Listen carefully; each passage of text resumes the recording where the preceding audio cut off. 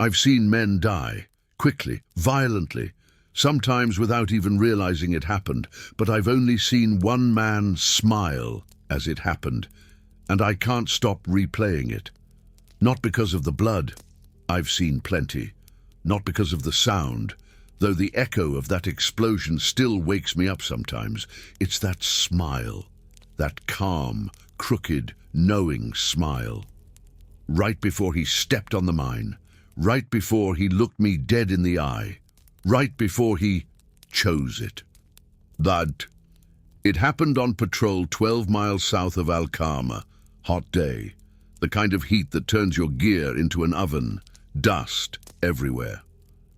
I could feel the sand grinding between my teeth like gravel. We were clearing an old road, one we'd been told was inactive, but I didn't trust it. We never trust it. Our unit was stretched thin that day. 6 of us in total. 2 new guys. One of them was Evans, Corporal Matthew Evans. Fresh transfer, quiet, polite, too clean. The kind of guy who made his bed perfectly, even in a tent. Didn't talk much, didn't joke, didn't flinch. At first I thought he was just nervous. Green nerves. Now I think he knew something we didn't. The road was dead quiet. Not a bird, not a breeze, just the crunch of boots and the radio static. We were in formation. I was second from the front. Evans was at the rear. Then he said it. Hold up. His voice was calm, not panicked, not urgent, just neutral. We stopped. He took 2 steps forward, just enough to step into the soft patch of dirt to his right. Then he turned to look at me, and he smiled, like he'd just remembered something funny from years ago. The explosion didn't happen right away. Pressure mines don't work like in the movies. He stepped on it and held it, his foot pressing down, locked, still smiling, and then, with one hand, he gave me a salute and stepped off. The blast hit all of us like a punch to the chest. Evans was gone. Just gone. The dirt rained down like ash. My ears rang like someone jammed a fire alarm into my skull, and all I could do was kneel there, shaking, staring at the crater. No screaming, no begging, just silence, and that damn smile burned into my memory. At first, Command thought it was an accident. Training error, misstep, wrong place, wrong time. But the helmet cam footage said otherwise. Evans had stepped off the safe zone. Into the patch we avoided, deliberate, controlled. Almost rehearsed. We held a memorial, said the words, folded the flag, but I couldn't let it go. I started digging into his file. Evans didn't exist before 2020, no high school, no next of kin. His social was issued in 2019, age 27, which makes no sense, unless he wasn't born, unless he was built. The thing that keeps me up at night isn't the sound of the explosion. It's not even the mystery, it's the look in his eyes right before he went. Like he was glad, like it was finished. Like I was next, and maybe I am, because last week I got a letter with no return address. Inside was just a note in perfect block handwriting. You smiled back. They say the new guy always dies first. In our case, he died smiling. Evans joined us in early June. We'd just come off a rough operation near Fallujah. 3 guys wounded, 1 evacuated. Morale was low. So when Command said we'd get a fresh body, we didn't complain. He showed up clean-shaven, uniform pressed, boots that hadn't seen a single grain of dust. His duffel was regulation standard. No stickers, no patches, not even a name tag. Just Evans stitched across his chest. No first name on the uniform, no unit patch. Just Evans. First impressions. Too quiet. Too neat, too damn neutral. He didn't laugh at jokes, didn't flinch during mortar tests, didn't roll his eyes when Sergeant Walker started ranting about the brass in air-conditioned offices. He just listened, took it all in, like he was downloading us. He bunked across from me, every night same routine. Took exactly 4 minutes to clean his weapon. Folded his socks into perfect thirds, laid down at exactly 21:1. Woke up at 05:30 sharp, no alarm, every single day. I asked him once, "Where'd you serve before this?" He looked up from his boots and said, "Nowhere that matters." Then smiled, that same faint, half-curved smile. A week later, we were out on recon, and I caught him staring at the sky, not scanning for UAVs, not checking weather, just staring. I nudged him. "You good?" He nodded, just remembering something. "What?" He turned to me. "I don't know yet." He never swore. Never cursed the heat or the food or the bugs, didn't even react when Jackson got hit with shrapnel on a cleanup sweep.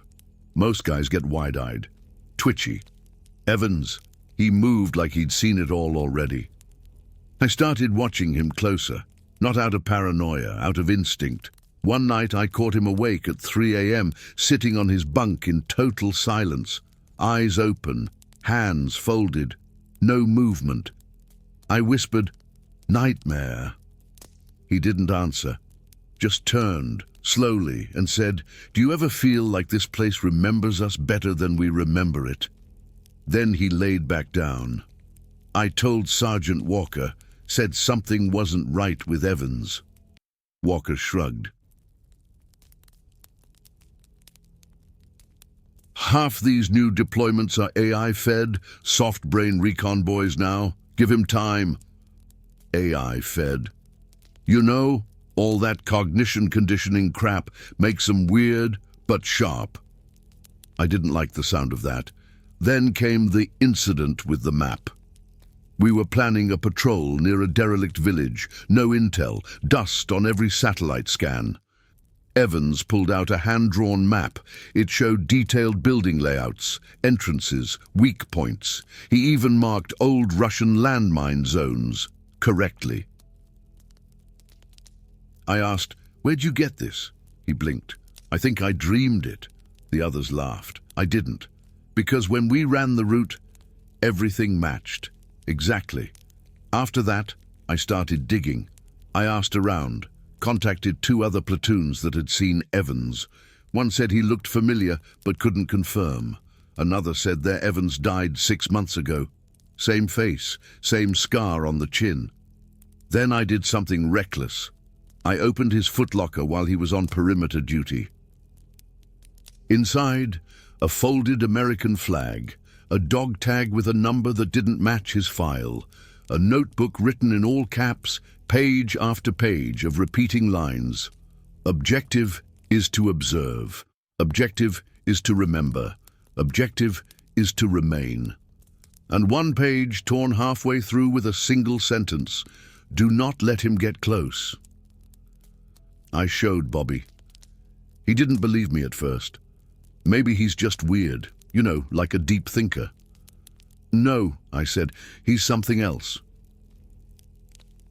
That night, Evans walked into the tent. He looked at me, looked at the open footlocker, then said, "Did you find what you needed?" I didn't move. He nodded slowly, then laid down and went to sleep. The next day was the mine. I keep thinking back to that moment, when he looked me in the eye, when he chose to step on it, like he was ending something or starting something else. And that smile. Not pain, not fear. Something closer to satisfaction. Like he was finally doing what he came here to do. And I think I know why he smiled at me, because he recognized something in me. Or maybe something in me recognized him. Because 2 nights ago, I caught myself folding my socks into perfect thirds. No idea why. Didn't even realize I was doing it. And last night I woke up at 03 Geu, sitting straight up, hands folded, staring at the wall, just like he did.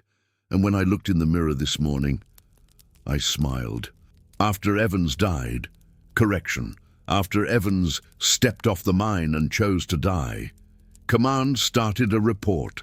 Standard protocol. They pulled his personnel file. It was 2 pages long. One of them was blank. Most soldiers have a paper trail. Training records, disciplinary reports, transfer history. Hell, even Jenkins had a reprimand for stealing Pop-Tarts from supply. Evans, no high school. No boot camp certs. No medical incidents. No commendations. No family. Just a vague line that read, classified pre-deployment conditioning, cleared 2020. And a supervisor name that didn't lead anywhere. I asked Walker again. What the hell is pre-deployment conditioning? He didn't answer. He just looked at me for a long time, then said, forget Evans. But I couldn't, especially not after what I found next. I called in a favor from a contact back at Pendleton, Intel Tech, quiet, owed me. I gave him the file number from Evans' tag. 2 hours later, he called back. Dude, this number's tied to 6 other names. What do you mean? I mean, this serial is dirty.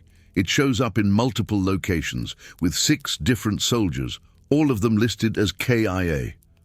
My blood ran cold.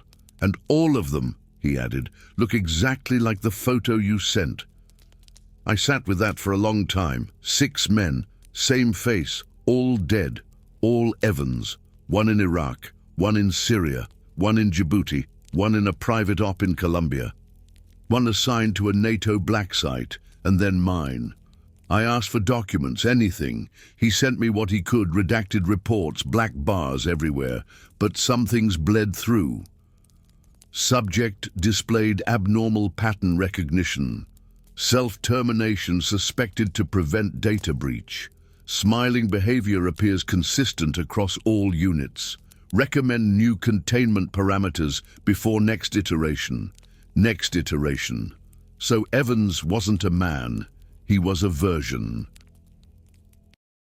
I started to lose sleep. I printed their photos, taped them to my locker, every one of them. Same chin, same scar under the right eye, and every one of them smiling in their final photo, not laughing, not grinning. Smiling. I asked Brent, my old buddy from comms, if he could trace the supervisor listed on the form. That CMDR, Halston Reeve. Never heard of him, he said, but I'll check DoD internal. 30 minutes later, he texted, Bro, Reeve died in 2004. Guys, either someone was faking names on active records or someone was recycling ghosts. Later that week, I received an email. No sender, no subject, just a file attached. Evans, deployment, progression 9 XMP4. I opened it, low resolution. Surveillance angle, a training room. Evans stands in the center. He looks younger or older. I can't tell. Expression blank.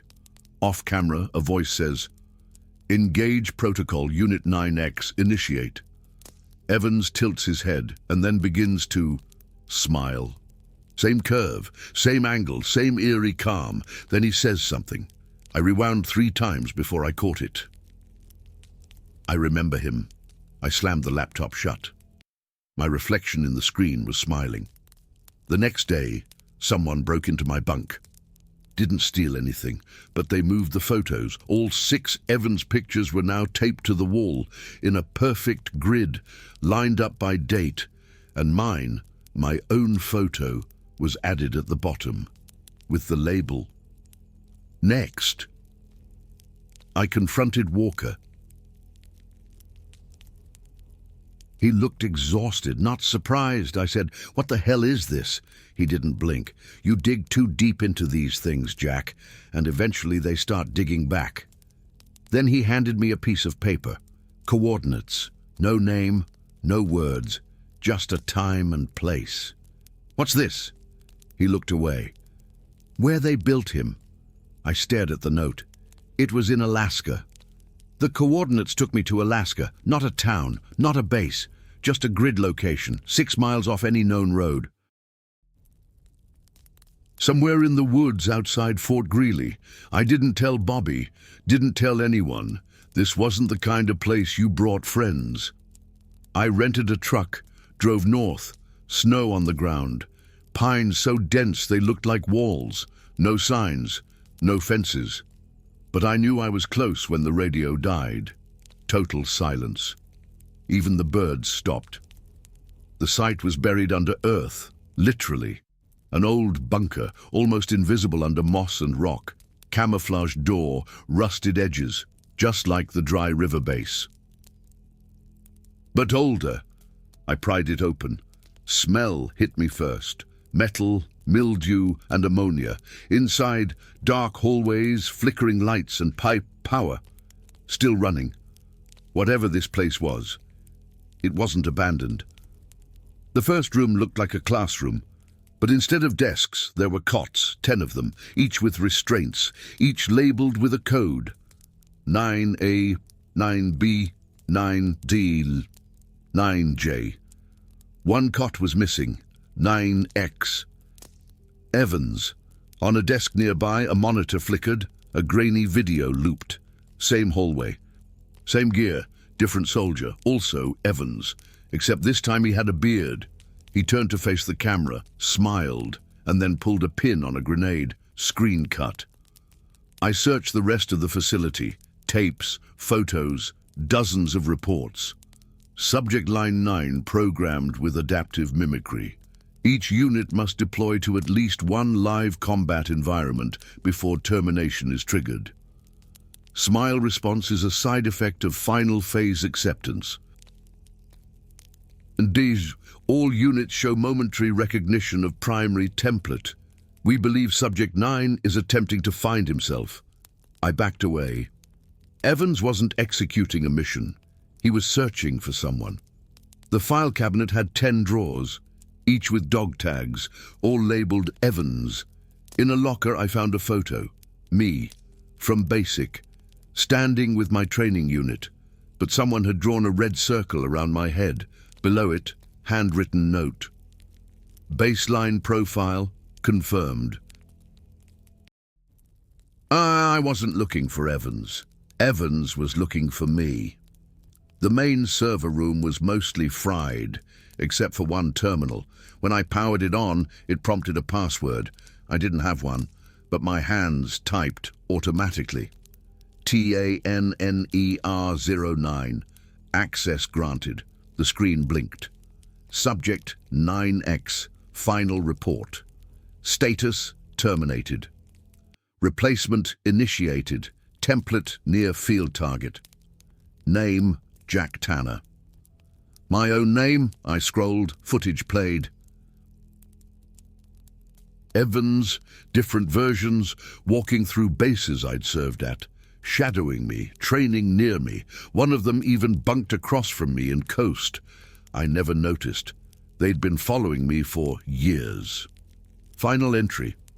Subject 9X achieved visual confirmation of base template. Initiated program termination with final signal. Smile acknowledged. Mission complete. I stepped back from the terminal. Evans didn't smile because he was dying. He smiled because he found me. Because I was the original, and he was the echo. Something moved behind me, a scraping footstep. I turned fast, flashlight raised, and saw him, another Evans or something close, standing in the hall, head tilted, watching. Then he smiled and vanished into the dark. I ran. Didn't stop until I was back at the truck, hands shaking, pulse in my ears. I turned the engine, sped off, didn't look back, didn't want to know if he was following, because I already knew. Back at the motel, I found a note slipped under my door. He found you, now they all will. When I got back to base, I didn't speak to anyone for 48 hours. I told command I had a migraine, that I needed rest, that I was processing Evans' death. That wasn't a lie, not entirely, because how do you process the idea that someone may have been built to die for you? that their last expression wasn't pain, but completion. Bobby noticed something was off. "You look like hell," he said. "I've seen worse." "You mean Evans?" I nodded, but what I didn't tell him was that I saw Evans again, in Alaska, alive, watching, or maybe not him, just another version, another smile. I started watching everyone differently, not just strangers, my unit, my friends, little things. Private Larkin brushing his boots 5 times, always in the same pattern. Gonzalez staring at the wall of the mess hall for 10 minutes, unmoving. Taylor, who I knew for 2 years, suddenly folding his shirt into perfect thirds, and the smiles. I started catching them in odd places, faint, controlled, not happy, programmed. 3 days later, it happened. We were prepping for a convoy security mission, simple sweep dust patrol, nothing complicated, but something felt wrong. Everyone was too calm, too rehearsed. I watched Taylor check his gear, every move smooth, perfect, robotic. And then, for half a second, he looked at me, and he smiled, that same smile, Evans' smile. I froze. My body knew before my brain did. That smile didn't come from Taylor. It came from whatever was wearing Taylor. I pulled him aside after formation. "Hey, man, you good?" He nodded. "That was a hell of a smile back there," I said. He tilted his head, then said, "Recognition is the first phase." I blinked. "What?" He stared past me and whispered, "You're broadcasting." When I took 2 steps back, he blinked as if waking from something. "Wait, what? What did I say?" His voice was back to normal, but I knew it wasn't over. Something was in him, or behind him, or watching through him. That night I pulled surveillance footage from the armory cameras, Taylor alone.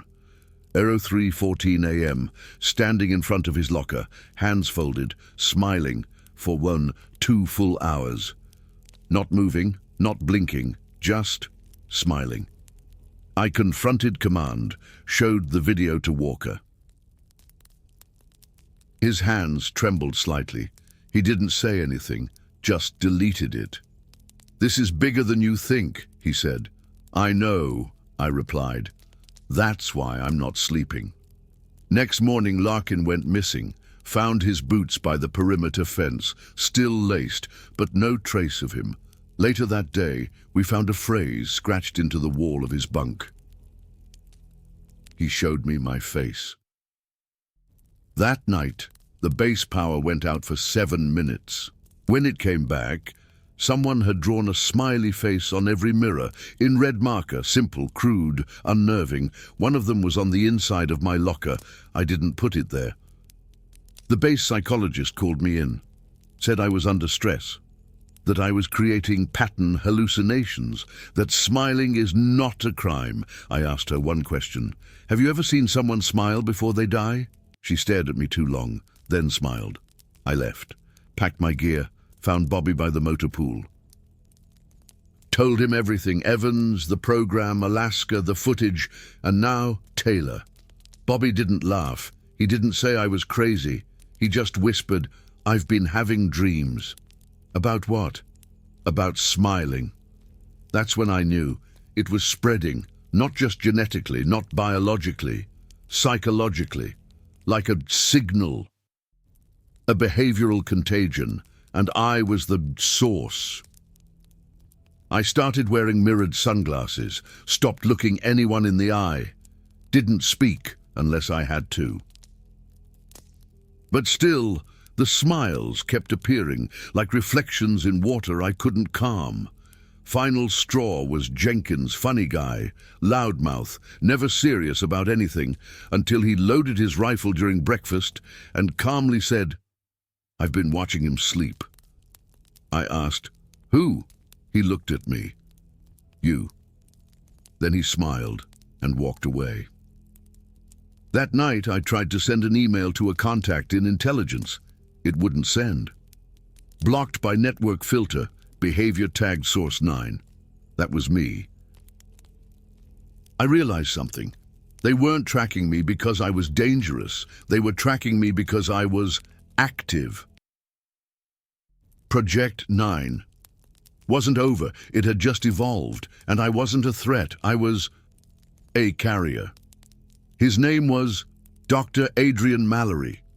At least, that's the name he used before he disappeared in 2013. The DoD listed him as retired due to psychological deterioration. Others said he was dead, or in witness protection, or locked away in some deep-level military psych ward.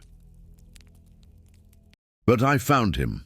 Bobby helped trace a lead through a proxy donor for a research facility in Wyoming. A tiny donation, $400, made every year under a defunct shell company. We followed that money and found him living in a shipping container in the middle of Montana. When I opened the door, he was already waiting, holding a rifle, eyes wild, hair like it hadn't been cut in years. "You're real," he said. I didn't answer. "You don't have the smile yet," he whispered. "That's good."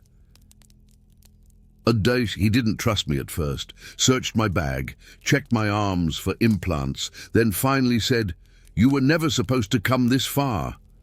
Inside, the container was filled with notebooks, floor to ceiling, hundreds of them, each labeled Project 9. Some pages torn, others water-damaged, but they were all written in the same tight, sharp handwriting. He poured black coffee into a tin mug, sat across from me and said, "I built the smile." He told me everything. They came to me after a failed black site conditioning program in 2002, said they needed a behavioral redundancy system, a backup mind, something that would survive trauma and still obey. So I studied smiles, real ones, fake ones, pain smiles, trauma smiles, submission smiles. I found the frequency buried in the muscles, a pattern, a language. We didn't program words, we programmed expressions. He said the smile was a signal, a behavioral endpoint. Every subject was embedded with a core directive. Replicate human experience, then end it cleanly when the loop is complete. The smile was the trigger, the final signature. But then came you. I didn't move. He leaned forward, whispering like he was confessing to God. You were subject 0, the control, the one who was supposed to be real. But something in you, the memory, the emotional residue, bled into the others, like a virus. They started remembering things they weren't supposed to. They started looking for you, following you, smiling at you. I asked him why. His voice trembled. Because you never smiled. Not once, not in any file, not in any video. You were immune to the loop. And that made you unpredictable. I stood up. I felt sick. All those years, all those operations, all those memories of war, of pain, of brotherhood. Were they real, or were they constructed through me? He pulled out a folder. Thick, yellowed, stamped with black ink. Tanner, origin seed file. Inside, photos of me as a child, but not with my family. In rooms, labs, monitored spaces. Every major event in my early life was staged. We gave you just enough life to make it believable, he said, and then we let you go. The plan was to recover you at 30, reset, reintegrate, restart the cycle. I asked him why they stopped. He stared at the ground. Because Evans smiled at the wrong time. Because you looked back. He stood slowly, walked to the corner of the container and pulled back a curtain. Behind it, a mirror. But it didn't reflect me. It reflected a version of me. Clean, smooth, eyes dead and smiling. That's the version we buried, he said. That's the one they're going to send next. Then he handed me a revolver. Listen carefully, he said. There are only two ways this ends. You disappear, truly disappear, and they lose track of your behavior map. Or you die smiling, and they think the cycle closed properly. I asked, why are you telling me this? He smiled, a real smile. The first version of me tried to warn the others, just like you, but I think you'll go farther. As I stepped out into the cold, he called after me, if you hear someone humming that lullaby, don't look them in the eyes. Then he slammed the door. That night I stayed in a rundown motel just off the interstate, and in the middle of the night, I woke up because I heard humming. Low, familiar. The same tune my mother used to hum when I was a kid. Except my mother died in 2005. I looked at the door. There was a shadow under it, and on the carpet someone had written, Phase 2 begins now. I tried to disappear. No phone, no ID, cash only, no digital footprint. I changed my haircut. Burned the jacket with my unit patch, took buses going nowhere, slept in roadside motels, laundromats, back seats of abandoned sedans. Still, they found me. Not directly, not with guns or threats, with eyes, with smiles. The first was at a gas station in Nebraska. I was buying coffee, cash only, head down. Guy at the register, college kid, couldn't have been older than 20, handed me my change and said, keep your pattern tight, soldier. I froze. That phrase hadn't been used since my deployment in Kandahar 2017. I looked up. He smiled, tilted his head slightly, and blinked. Once. Slowly, exactly like Evans. I left everything and ran. No car, no wallet, just my boots and adrenaline. 3 towns over, I caught a bus east, middle of the night, half-empty coach. I sat in the back, window seat. An old woman sat across the aisle, didn't speak for the first 2 hours. Then she said, they remember the face. That's how they follow the seed. I didn't reply. She turned her head and smiled. There were more. A gas station clerk in Ohio, a homeless man on a corner in Pittsburgh, a woman in a hotel lobby in Des Moines who said her name was Evans. I asked, do you know me? She leaned in and whispered, we all do. I tried to stay sane, journal what I saw. But the patterns were everywhere, people standing too still in public parks, groups turning their heads at the same time. That you'd do smile, flashing at random from behind a window, inside a crowd, reflected in mirrors, and sometimes I'd see my own face in them.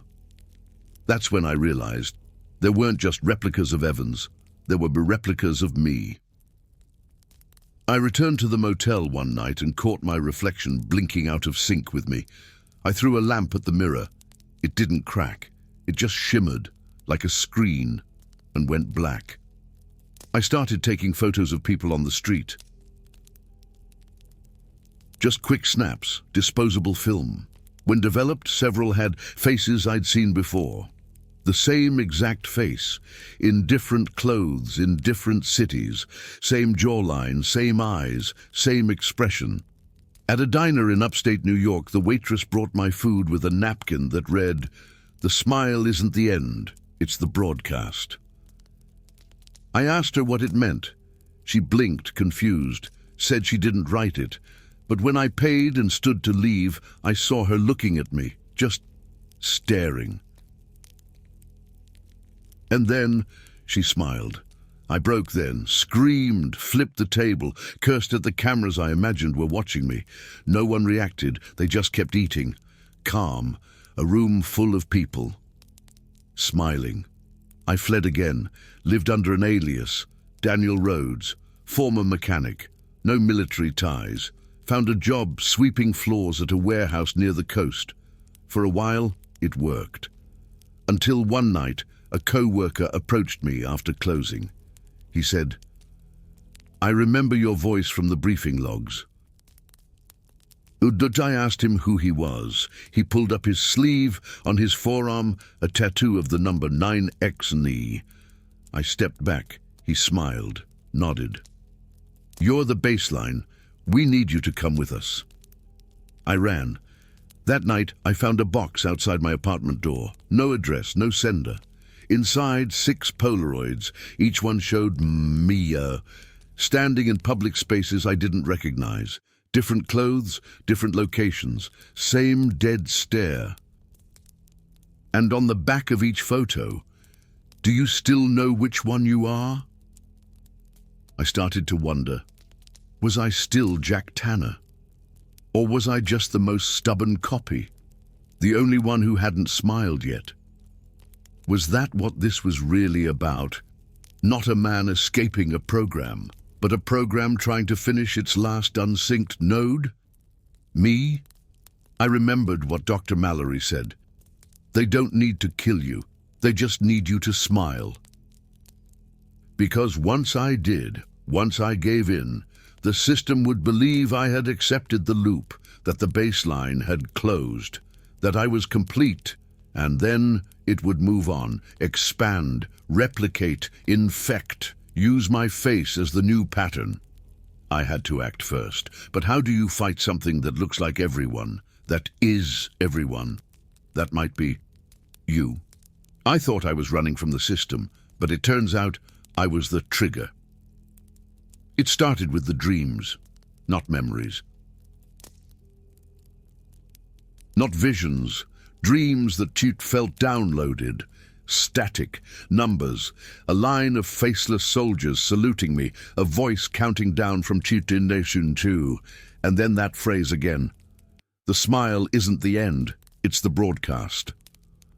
The next morning, I woke up with blood on my hands, not mine, no wounds, no fight, just blood, and a small metal disc on my nightstand, engraved with one word, receiver.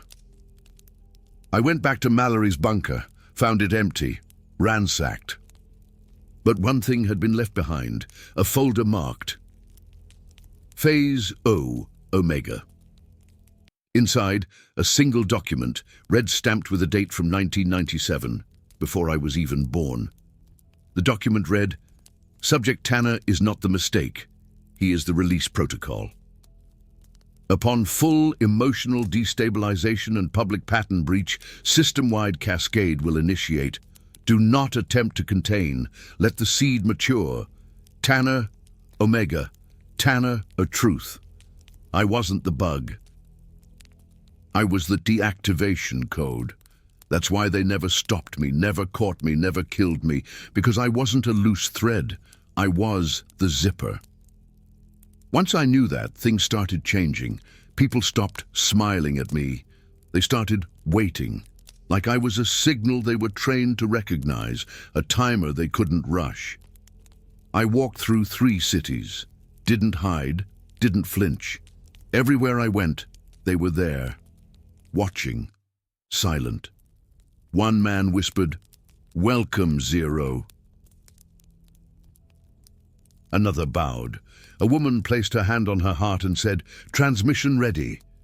And then the screens began to glitch. Digital billboards, phone displays, elevator TVs, all showed my face. Not live, not photos. Modeled, rendered looping, sometimes with that smile, sometimes blinking, underneath text scrolling in red. The baseline has returned. At a train station, a full-stop announcement triggered only one line. "All passengers, please acknowledge Tanner." Nasiati. People stood and smiled. I called Bobby. His voice was shaky. "Jack, I don't know what's happening, man. My phone keeps calling your number even when I don't touch it. My daughter said she dreamed of your face last night. She said you were glowing." I asked, "Do you feel different?" He paused, then whispered, "Sometimes." I catch myself smiling, and I don't know why. That's when I realized it had started. The cascade wasn't violent. It wasn't an explosion. It was CAD integration. I was the last variable to be acknowledged by the network. Once I accepted my role, the system began folding me back into itself. But I didn't want that. I didn't want to be the symbol, the beacon, the virus that became the host. So I tried something desperate. I found an abandoned TV broadcast tower in Nevada, climbed to the top, hooked into the relay board using stolen equipment, and I recorded a message. This is Jack Tanner. I am not your template. I'm not your God. I'm not your smile. If you can hear this, resist the signal. The pattern is a lie. The loop does not define you. I broadcasted it on every frequency I could. Then I jumped. But I didn't die. I woke up 3 days later in a white room, strapped to a chair, monitors all around, and across from me, Evans. Or maybe the new Evans. He looked at me, calm, clean, smiling. Broadcast received, he said. Loop incomplete. I tried to speak, but no sound came out. Evans leaned forward. This isn't the end, Jack. This is your update. And then the screen behind him flickered on. Hundreds of faces, all smiling. Evans whispered, "We don't need you to run anymore. We need you to remember." Then everything went dark. When I woke up again, I was outside. Same clothes, same scars. But something was wrong. People stared at me like they recognized me. And when I caught my reflection in a shop window, I was smiling. But I wasn't controlling it. It was controlling me. They say the smile is the final signal, but nobody ever asks, what happens if you smile and mean it? I walked for hours after waking up on that sidewalk. People looked at me with a strange reverence, not fear, not confusion, like they were seeing something familiar. I passed a man sweeping his porch in a rural town. He nodded slowly and said, "Welcome home." I passed a woman holding a baby. She whispered to the child, "That's him. That's the seed." Everywhere I went, I saw me. In shadows, in reflections, on billboards that glitched into my face for half a second. A TikTok ad flashed an image of my childhood. A newscast played footage of unidentified veteran sightings, every one of them Vietnamese. But something had shifted. I wasn't being hunted anymore. I was being honored. Worshipped, maybe. And that terrified me more than anything. I checked into a cheap motel near the Utah border. The woman at the desk gave me a key and said nothing, just handed me a sealed envelope. Inside, loop stabilizing, final response required. Location, Bunker 9, Salt Flats, 01 Desert Hours. Smile or reset. I almost burned the note, but I couldn't ignore it. The question had followed me too long. I needed closure, even if it meant ending myself. The Salt Flats were silent. Dead air, salt crust under my boots, and then the hatch, Bunker 9, marked with the number carved into steel. I climbed down and found them waiting. Hundreds of them, some standing in rows, some sitting on chairs, some pacing, smiling, blinking, breathing. All of them were me. Different haircuts, scars in different places, some older, some younger, but all me. And at the center, a single mirror, facing me. A screen above flickered on, Dr. Mallory's face, recorded message. If you're watching this, Jack, then you've completed the pattern. You've walked through every version of yourself. You've resisted, rejected, and run. But now, the question isn't who you are. It's what you are to them. You are the broadcast. The mirror changed. It showed a version of me I'd never seen. Not scared, not confused, just still and smiling. The reflection blinked and said, "Ready?" I didn't answer, but I knew the choice wasn't verbal. It was inside me, to smile or to stay silent forever. I stared into that mirror, and then, for the first time in my life, I smiled. Not because I gave up, not because I accepted the program, but because I finally understood. This wasn't about obedience, it was about completion. I was never meant to destroy the system, I was meant to close it. And only the original, only the true face could do that. When I smiled, every other version smiled back, in perfect sync. Not forced, not creepy, just peaceful. And the moment that happened, they all faded. Not violently, not with pain, just vanished, like mist at sunrise.